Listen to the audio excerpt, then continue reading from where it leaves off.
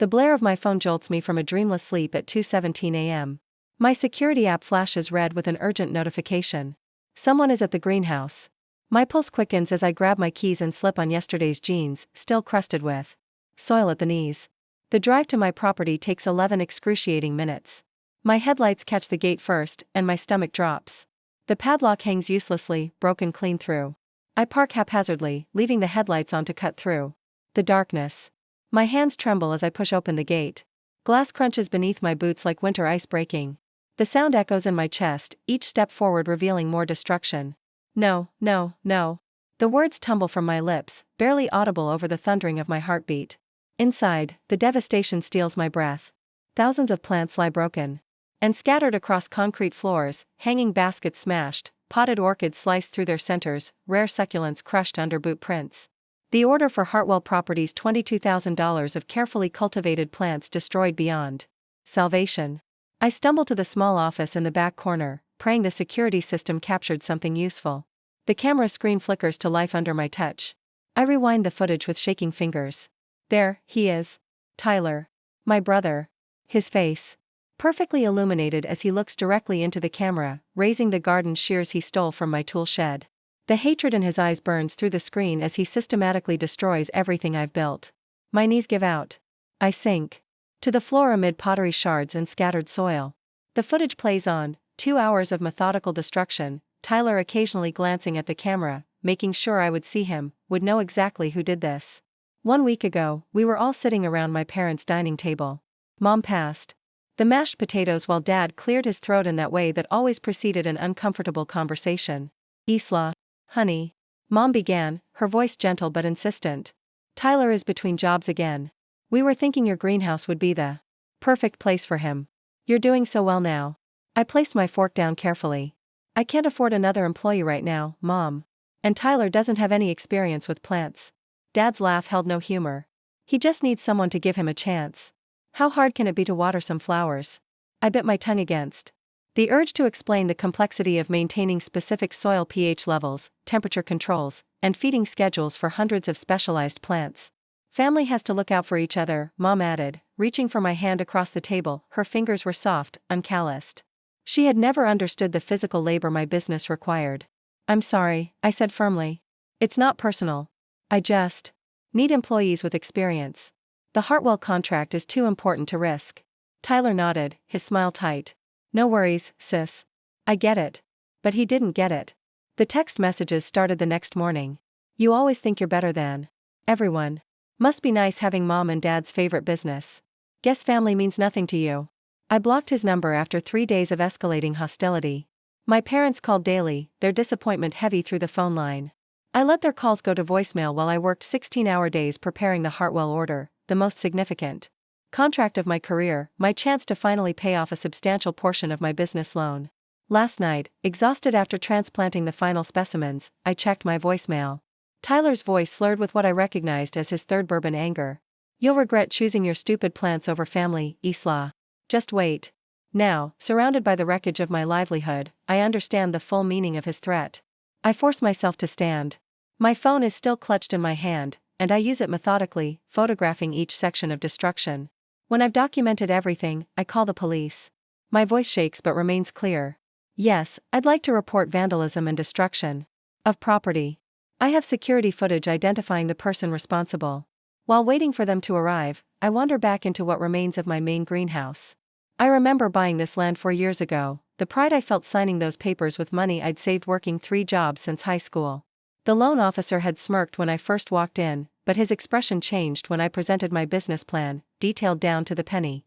On the security monitor, Tyler swings a hammer into a row of terracotta pots. His movements are precise, not frenzied. This wasn't done in anger. This was calculated malice. I feel something shift inside me as I watch the footage a second time. The shock recedes, replaced by an unexpected clarity. I stand straighter, wiping soil from my palms onto my jeans. This ends today, I whisper to the empty greenhouse. The tremor has left my voice. I hear sirens approaching in the distance. Outside, the sky is beginning to lighten at the edges. Dawn is coming. I walk to meet the police officers, stepping carefully through the debris of what was, ready to fight for what will be. The following hours passed by at the police station, filing reports. After the procedures were finally complete, I pulled into my parents' driveway at exactly noon, the police report tucked into a folder beside me. The house looked smaller somehow, the white columns and brick facade less impressive than they seemed throughout my childhood. My fingers tightened around the steering wheel. I had rehearsed this conversation for hours, but my throat still constricted. At what waited inside. The doorbell chimed the same 8 notes it had since I was 10. Mom answered wearing her Sunday cardigan, though it was Tuesday. Her smile faltered when she saw my expression. "Isla, honey, we weren't expecting you." "I need to talk to everyone," I said, my voice steadier than I felt. "Tyler included." She hesitated, then stepped back. "We're in the living room." Dad sat in his leather recliner, newspaper folded precisely on his lap. Tyler sprawled on the couch, phone in hand. They both looked up as I entered. Neither stood. "Isla." Dad nodded. "What brings you by unannounced?" I placed the folder on the coffee table. "My greenhouse was vandalized last night. Someone destroyed everything. The Hartwell order. All of it." Mom gasped. "Oh my God, did you call the police?" "I did." I looked directly at Tyler. His face remained neutral, almost bored. "They have the security footage." Tyler sat up straighter. "I don't know what you're talking about." The practiced confusion in his voice made my stomach turn. I pulled out my phone and connected it to their television with 2 quick taps. The screen flickered to life, showing Tyler looking directly into my security camera. In the footage, he raised garden shears toward the lens in a mock salute before turning to systematically slice through a row of potted orchids. Mom's hand flew to her mouth. Dad sat perfectly still, newspaper crinkling under his tightening grip. Tyler's expression flickered between shock and anger as his recorded self destroyed my livelihood. "Turn it off," Dad said finally. I paused the video but didn't close it. "The police have all of this. They're filing charges for criminal damage and breaking and entering." The silence stretched tight as piano wire until Mom broke it. "Surely we can handle this privately," she pleaded. "As a family." Dad cleared his throat. "Isla, I understand you're upset. The greenhouse is insured, yes? I'll cover whatever the deductible is." He reached for the checkbook in his breast pocket. "Just tell them there was a mistake. You don't want this hanging over Tyler's future." A laugh escaped me, sharp and without humor. "You still don't get it, do you? This isn't about money." "Then what is it about?" Tyler asked, his voice rising. "Punishment? Revenge? Consequences?" I answered. "Something you've never had to face." Mom steps between us. "Please, Isla. We're family." Family. I test the word. Was it family when you gave Tyler a key to my house without telling me? "For emergencies," you said, their shared glance. "Tells me everything. How long have you had that key?" Dad shifts in his chair. "Since you bought the place, but that's not, 4 years. The betrayal sits heavy on my tongue. 4 years you've had access to my home without my knowledge." Tyler stands now. "You're overreacting. It's just a key. Just like it's just plants?" I counter. "Just business. Michael called me this morning. He told me you've been telling people I owe you part of the greenhouse. That it was supposed to be a family business. Well, it should have been." Tyler steps forward. "Dad helped with your loan application. Mom helped with your business name and when I needed something, one thing, you shut me out." I looked down at my hands, soil still embedded under my nails despite scrubbing them raw this morning. Mom's hands rest on the arm of Dad's chair. Her manicure perfect. Not a callus in sight. The contrast strikes me suddenly. These hands have built something from nothing. "While they've only taken. I'm not dropping the charges," I say quietly. Dad pulls out his checkbook. "Name your price." "Isla, whatever the damage costs, plus extra for your trouble." I glance at the mantle where family photos tell our story. Tyler's graduation. Parents flanking him proudly. Tyler's first car. Ribbon on the hood. Tyler's college acceptance. In the corner, one small frame holds my business license photo, added as an afterthought. "Some things can't be bought off, Dad." My phone vibrates. A text from Lisa, my assistant. "I saw Tyler arguing with you last week. Happy to give a statement." If needed. Earlier, Michael had called. "I saw how he talked to you at the nursery supply. That wasn't normal. Let me know if you need a witness." Even Mr. Grayson from the bank had reached out. "Your business plan was solid from day one, Ms. Flores. We stand behind our investment in you." The Hartwell project manager surprised me most. "Take the time you need. Your integrity is why we hired you." All these connections while I worked 16-hour days building something real. Where was my family then? I remember planting the first saplings on my property alone, muscles screaming while they vacationed with Tyler in Florida. "You don't understand what you're doing," Dad warns. "This will change everything." "Good." I tuck my phone away. Everything needed to change. Tyler's face contorts. The mask slips completely. "You've always thought you were better than me, haven't you? Better than all of us with your precious plants and your self-made businesswoman act, Tyler, don't. Mom reaches for him, but he shrugs her off. You know what? I'm glad I did it. He's shouting now, spittle flying. You needed to be knocked down a peg. Always so high and mighty, looking down on me because I don't want to work myself to death for minimum wage. Stop it right now, Dad stands. But it's too late. What were you going to do? Call the cops? Oh, wait, you did. Tyler laughs bitterly. Always have to do the right thing, don't you, Isla? The mom turns to me, desperate. He didn't mean it. He's just upset. Even now, even with his confession echoing in the room, they shield him. I stand straighter, shoulders back. I never thought I was better than you, Tyler. I just worked harder. I gather the folder in my phone. On the coffee table sits a framed photo from last Christmas, the four of us in matching sweaters, smiling. For the camera. I leave it facing down as I walk out. Behind me, I hear Mom start to cry. Dad calls my name once, then falls silent. The front door closes behind me with a quiet click that sounds like freedom. The first time I planted something that grew, I was 14. A science teacher handed out lima beans wrapped in damp paper towels. Mine sprouted first. While other kids forgot their plastic cups on windowsills, I carried mine home, checking it every hour. When that first true leaf unfurled, something inside me unfolded, too. By 16, I sold potted herbs from a rickety card table in my parents' driveway. $20 profit that first weekend. I kept the cash in a coffee can labeled greenhouse fund, while my classmates spent allowance money at the mall. You're really going to save for 10 years? Dad laughed when I showed him the zoning requirements for agricultural business property. That's not realistic, Isla. In the kitchen, Mom patted my shoulder. It's a lovely hobby, sweetie. The next day, Tyler drove home in his graduation present, a glossy red Mustang that cost more than my entire savings goal. I watched from my bedroom window as Dad handed him the keys, both beaming with identical grins. That night, I applied for my second job stocking shelves at the hardware store. For 3 years, I worked mornings at the coffee shop, afternoons at the hardware store, and weekends at the garden center. I slept 4 hours a night and took online business courses during lunch breaks. When customers complained about soil under my fingernails while I served their lattes, I smiled and apologized. Every tip went into the coffee can. The loan officer, a man with shiny cufflinks and a Harvard diploma on his wall, barely glanced at me when I first walked into his office. I was 22, wearing my only blazer and carrying a binder held together with duct tape. So you want to grow plants? He flipped through my business plan without reading it. I want to build a specialized greenhouse focusing on drought-resistant ornamentals and rare specimen plants for high-end landscaping contracts. I kept my voice steady. The words practiced in front of my bathroom mirror for months. His eyebrows lifted. Let's see your projections. 3 hours later, he approved the loan for half my requested amount. It's the best I can do for someone with no business history. Take it or leave it. I took it, knowing I'd need to build the first greenhouse myself. The land I purchased sat 10 miles outside town, 27 acres of overgrown field with poor drainage but good southern exposure. The previous owner had abandoned it after failing to develop a subdivision. I got it for 30 cents on the dollar. That first year broke me down and rebuilt me. Every morning before my shift at the coffee shop, I cleared rocks and pulled stumps. Every evening after the hardware store, I dug drainage trenches by headlight. I slept in my truck most nights, too exhausted to drive home, using a tarp as my blanket. Rain soaked me. Sun blistered my shoulders. Mosquitoes feasted on every exposed inch of skin. Tyler visited once, pulling up in his Mustang while I was laying irrigation pipes. This is what you're killing yourself for?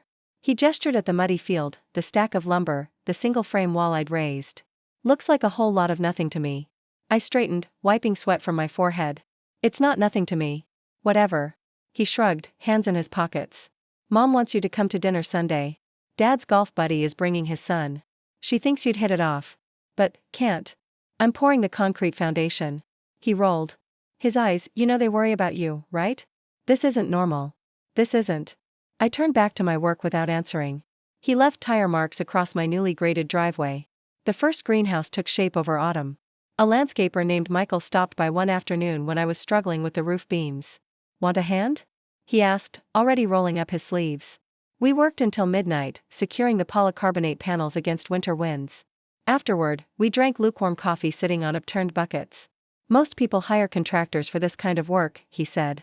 Most people have more money than determination. I flexed my blistered hands. I have plenty of the second. During winter storms, I slept on a cot inside the greenhouse, afraid the structure wouldn't hold against the wind. When pipes froze and burst, I spent 3 days replumbing the entire system. When wholesalers wouldn't extend credit to a new business, I drove 6 hours each way to buy directly from growers, cramming seedlings into every inch of my truck. The morning I signed my first landscaping contract, $8,000 for a hotel renovation, I called my parents. "That's wonderful, honey," Mom said, distracted. "Tyler just got a promotion at the insurance office. We're taking him to Whistler to celebrate.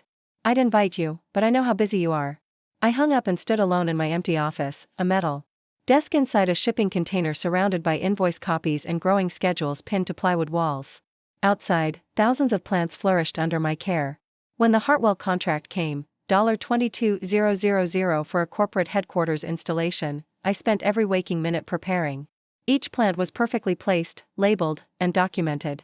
At midnight, on the final day of preparation, I allowed myself a small celebration, 1 cup of coffee on my truck tailgate, watching moonlight play across rows of healthy plants. Only that night did I feel successful. Then came 2:17 a.m. and the security alert that shattered everything.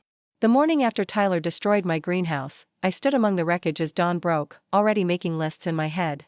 The insurance adjuster arrived at 9, expecting tears and confusion. Instead, I handed him a complete inventory with photographs, purchase dates, and replacement costs. "Most people don't keep records this detailed," he said, surprised. "I'm not most people." When I returned from my parents' house, 3 cars had pulled into my ruined driveway, the owner of the coffee shop where I'd worked years before, a regular customer from my first plant sale, and Michael, holding 2 cups of coffee and work gloves. "We saw what happened on the community page," the coffee shop owner said.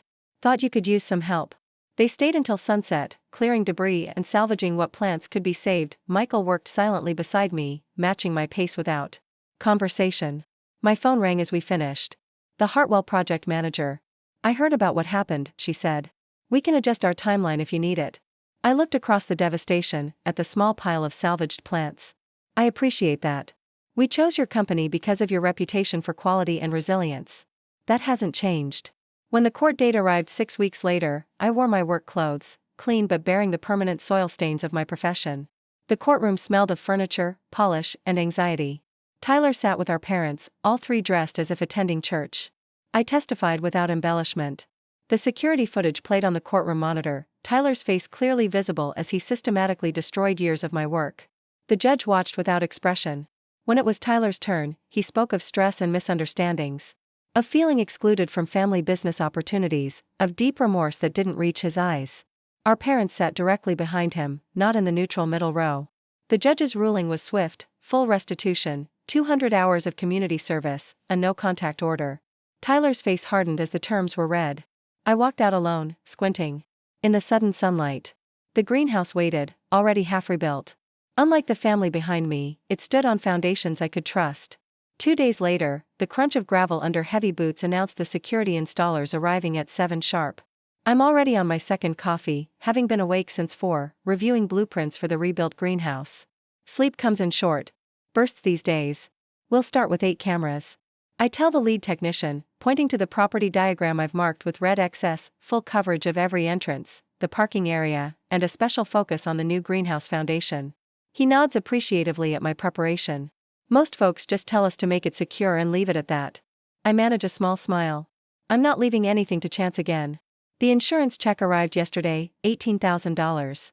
Not enough to replace everything, but enough to begin. I've been sleeping on a cot in my small office, guarding what remains, while planning the resurrection. Every penny has been allocated in my new spreadsheet. Security first, then structural repairs, then plants in strict order of profitability. The doorbell chimes as the technicians team gets to work. A woman I recognize from the Chamber of Commerce stands at the door holding a gift basket and an envelope. "Isla Flores?" I'm Catherine Daniels. We've never formally met, but the business association wanted to extend our support. She gestures at the destruction still visible through the broken glass walls. "We heard what happened, and we want you to know the local business community stands with you." I accept the envelope with soil-stained fingers. Inside is an invitation to join the association with first-year dues waived, along with contact information for 3 new potential clients interested in commercial landscaping. "Thank you," I say, the words feeling inadequate. "Your resilience has impressed a lot of people," Catherine says before leaving. Not many would be rebuilding so quickly. By noon, I'm carefully transplanting Salvageable seedlings according to my prioritized recovery schedule. My phone buzzes. Mom's number. The fourth call today. I silence it without breaking rhythm, my hands moving methodically through the soil. 10 minutes later, the security technician calls from outside. Miss Flores? Your parents are at the gate asking to be let in. My fingers tighten around a small terracotta pot. Please inform them that I'm in the middle of critical work and can't be interrupted. 20 minutes pass before I hear Mom's voice, somehow inside the property. She must have followed one of the security vehicles through the gate. Isla, honey, we need to talk about healing our family. I don't look up from my work, this is private property. The business is closed for repairs. He's your brother, she says, her voice breaking. Family forgives family. Now I stand, wiping soil from my hands onto my jeans. I'll be happy to talk when Tyler completes his court-ordered restitution and community service. Until then, I have nothing to discuss. Dad steps forward from behind Mom. We've contacted Pastor Williams. He's willing to mediate a family meeting. No, I say quietly, but with absolute certainty. I've documented this visit. Please leave, or I'll have to call the officer handling my case. Their faces show the shock of unfamiliar consequences. They've never heard this tone from me before. That evening, I noticed Tyler's truck driving slowly past the property, despite the no-contact order. I photograph the vehicle and forward it to my lawyer without emotion. Each violation strengthens my case, each documented instance builds the wall between my past and my future. Later, I find 3 new 1-star reviews online for my business. All posted within an hour. The writing style matches Mom's Bridge Club friends. I flag them as harassment without reading beyond the first lines. The next morning, Michael arrives with coffee and bagels. What started as professional landscape architecture consultations has evolved into something neither of us has named yet. The new greenhouse frame arrives next Tuesday, he says, consulting his tablet. I've confirmed with the manufacturer. I nod, allowing myself a moment to appreciate how he remembers every detail without being asked.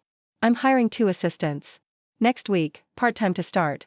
He looks up, surprise evident. You've never wanted employees before. I can't build this alone anymore, I admit. The words feel strange in my mouth, an acknowledgement of both limitation and expansion. And the Westridge corporate contract needs more hands than mine. The Westridge contract? When did that happen? This morning. They called after seeing that article in the Business Journal. I hadn't sought publicity, but a reporter had found the court case and turned it into a story about small business resilience. Michael grins. That's twice the size of Hartwell. I know. For the first time in weeks, I allow myself a genuine smile. I'm making the first extra loan payment on Friday. We walk the property together, discussing placement for the expanded growing areas. The old greenhouse foundation has been cleared, ready for something larger and stronger. Through the chain-link fence, I notice several members of my parents' country club watching us with uncomfortable expressions. News travels fast in this town. Your mother called me yesterday, Michael says casually, testing a support beam. I freeze. What? Asked if I'd talk some sense into you about dropping the charges. Seemed shocked when I said you were making the right decision. The familiar pressure builds behind my eyes, but I blink it away. They'll try everyone eventually. Thank you for? For what? For not needing an explanation. That evening, I receive a text from an unknown number, one of my employees from last season asking if positions are still available. Then another from a local supplier offering credit terms to help with the rebuild. I sit at my makeshift desk, surrounded by growing signs of recovery. Security cameras now monitor every approach to my property. New relationships with neighboring businesses ensure multiple eyes watching when I'm not here. The greenhouse frame scheduled for delivery. 2 new employees starting Monday. The Westridge contract signed and filed. Tyler took what I had built, but in doing so, he forced me to build something stronger. I review my planting schedule one last time before allowing myself 6 hours of sleep, the most I've scheduled since that night. Tomorrow brings another day of calculated growth. Another day of boundaries maintained. Another day of rebuilding. Not just what was, but what should be. For the first time since the destruction, I fall asleep without checking the security cameras first. After 6 weeks of boundaries and unanswered calls, Mother's text arrives as I'm finishing inventory. Family dinner tonight, 7 p.m. time to make peace. I read it 3 times, stomach tightening. This feels like another ambush. But avoiding them forever isn't the solution. You don't have to go, Michael says when I call him. But if you decide to, I'm coming with you. I'm coming with you. I decide to go, but I am bringing all the evidence of my brother's harassment. That evening, his steady presence beside me as we pull into my parents' driveway steadies my breathing. The house looks exactly the same. Pristine lawn. Polished brass knocker. Autumn wreath perfectly centered. Mom opens the door before we knock. Her smile too bright. Isla, sweetheart. She embraces me stiffly. Her perfume, the same she's worn for 20 years, tickles my nose. And you must be Michael. So nice to finally meet you. And Timmy say. The dining room glows with candlelight. Mother's best china gleams on the table, alongside crystal water. Glasses that appear only for special occasions. Dad stands by his chair, forcing a smile that doesn't reach his eyes. Good to see you, princess, he says, using my childhood nickname for the first time in a decade. Something feels off. The table is set for 5. Then I hear footsteps from the kitchen. My body tenses before my brain fully registers. Tyler. He steps into the dining room holding a casserole dish, wearing an expression of practiced humility. The restraining order explicitly states he must stay 500 feet away from me. What is this? My voice drops to a dangerous calm. Now, Isla, Mom interjects quickly. We thought it was time for everyone to talk this through like adults. Michael's hand finds the small of my back, grounding me. I notice Dad's eyes track the movement, his jaw tightening. Tyler isn't supposed to be within 500 feet of me, I say quietly. That's not my rule, it's the court's. Which is exactly what we need to discuss, Dad says, gesturing to the chairs. Sit, please. Your mother made pot roast. The audacity is breathtaking. I remain standing. We're family, Mom continues, her voice slipping into the gentle manipulation I've heard all my life. What will the neighbors think? The Flores family. In court against each other. Your grandfather would be heartbroken. Dad nods solemnly. We've talked about this extensively with Tyler. He's ready to apologize properly. On cue, Tyler steps forward. Isla, I'm truly sorry for what happened. I was in a bad place, but I've been going to those anger management classes. I've changed. His words flow too smoothly, rehearsed in front of our parents' bathroom mirror, no doubt. I've heard variations of this speech since we were children. After he broke my science project. After he borrowed my car and crashed it. After each disaster that our parents helped him escape. What exactly are you hoping will happen tonight? I ask, looking between the 3 of them. Mom reaches for the bread basket. Well, we thought once Tyler apologizes, you could reconsider pressing charges. Your father can cover any remaining damages. The insurance already covered the damages. I say. The criminal record is what's hurting him, Dad explains, as if I don't understand. He's had 3 job interviews fall through because of it. I open my messenger bag and remove a folder. This is a printout of Tyler driving by my greenhouse 4 times last week, I say, placing the first page on the table. This is from yesterday, when he parked outside my house for 27 minutes. Another page. And this is a copy of the messages he sent from different numbers since his regular one was blocked. Their faces reveal everything. They knew. True amends would mean respecting the boundaries set by the court, I continue. It would mean Tyler getting a job, any job, and paying restitution himself instead of using Dad's money. It would mean actual change, not just words. Mom's hand flutters to her throat. Isla, family is above all. No, I interrupt, my voice firm but not loud. Respect is above all. Consequences are necessary. You've always been so high and mighty, Tyler snaps, the mask of contrition slipping. You think your precious plants make you better than everyone. Dad stands, reaching for his wallet. Look, I'll write a check right now. Whatever amount you want. Let's put this ugliness behind us. This isn't about money, I say. It never was. Mom looks genuinely confused. Money and appearances have always been their solution to everything. I stand straighter. When you're ready to respect my boundaries, the legal ones and the personal ones, I'll be here. But reconciliation requires changed behavior, not just words. Tyler's face contorts with rage. You self-righteous bitch. You've always thought you were too good for this family. Tyler. Mom gasps. But I notice she moves toward him, not me, still protecting him even now. You see? Dad gestures. Wildly. This is what your stubbornness causes. If you just forgive and forget, like you taught him to do? I ask quietly. When has Tyler ever had to truly face consequences? The truth lands like a physical blow. Mom's face crumples as decades of enabling flash before her eyes. Dad looks lost without his checkbook solution. I turn to leave. Michael. A steady presence, beside me. The chaos of raised voices follows us to the door. Outside, the evening is surprisingly peaceful. Stars appear in the darkening sky. I take my first deep breath since arriving, the weight lifting from my shoulders with each step toward the car. Are you okay? Michael asks as we drive away. I watch my childhood home recede in the side mirror. For the first time, it looks small. Yes, I answer, surprised to find it's true. I really am. Morning sunlight streams through the newly installed skylights, casting diamond patterns across my expanded greenhouse floor. 1 year has transformed this space from devastation to abundance. Plants of every variety stretch toward the light, orchids with arching stems, succulents forming geometric patterns, and hanging ferns creating living curtains in the corners. Miss Flores? Elaine appears at the doorway, clipboard in hand. My newest employee, hired just last month to help manage our growing client list. The Martin account paperwork is ready for your signature. I glance at my watch, 7:30 a.m., the day. Already humming with purpose. Thanks. I'll review it before our team meeting. I adjust the drip irrigation system for a row of specialty herbs destined for Chef Anthony's restaurant next week. In my office, a simple space I built with reclaimed wood and large windows, I pause before the framed business plan hanging beside my desk. The paper has yellowed slightly, but my handwriting remains bold and clear, detailing every aspect of the dream I refuse to abandon. The loan officer had raised his eyebrows when I first presented it, but yesterday, his congratulatory email arrived. 70% of my loan repaid ahead of schedule. Refinanced at a rate that seemed impossible a year ago. My phone buzzes with a text from Michael. Dinner tonight to celebrate the refinance? I've got something special planned. The warmth spreading through my chest has nothing to do with the morning sun. What began as professional respect has grown into something I never expected to find, a relationship built on mutual admiration rather than obligation. Doctor Watts would call this progress. Our weekly therapy sessions have helped me understand the difference between family ties and family bonds. One is automatic, the other earned. Last month, I discussed Tyler without my hands shaking or my voice tightening, not forgiveness exactly, but freedom from the anger that once threatened to root in my heart like an invasive species. The greenhouse doorbell chimes.